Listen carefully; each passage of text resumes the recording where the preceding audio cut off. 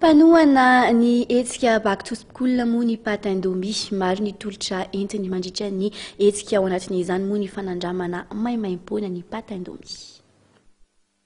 Ho fanomezana fahafapo ireo mpitsidika ilay hetsika la grande foire de Madagascar andiany back to school dia manomana fanentanana maro samihafa ny paty indomie izay mpanoana ofisialy ty hetsika ty ihany koa. Isan'izany ny fanandramana maimaim-poana paty indomie voakarakara-ny chef Marius izay ilay mpanao lakozy Fantadaza. Ankoatran'ny tolotra izay fanomena indomie dia tao anatin'ny fanomanana hoe dimanjato izay tonga voalohany omena indomie tsirairay avy nisy ihany koa tao anatin'izay ny fanomezana ny paty anankiray izay natakalo paty izay natakalo sachet vide anankiroa dia amin'ity indray mitoraka ity misy nefa ifanarahana amin'ny Fima FM, misy ny Zombao, misy ihany koa ny hoe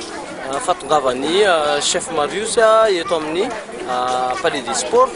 ampiseho hoe aive ny paty indomie azo atao ohatrohatry zao zany hoe anao démonstration ana indomie zany dia izay olona rehetrarehetra mandalo eto afaka anaovana afaka omena indomie daholo afaka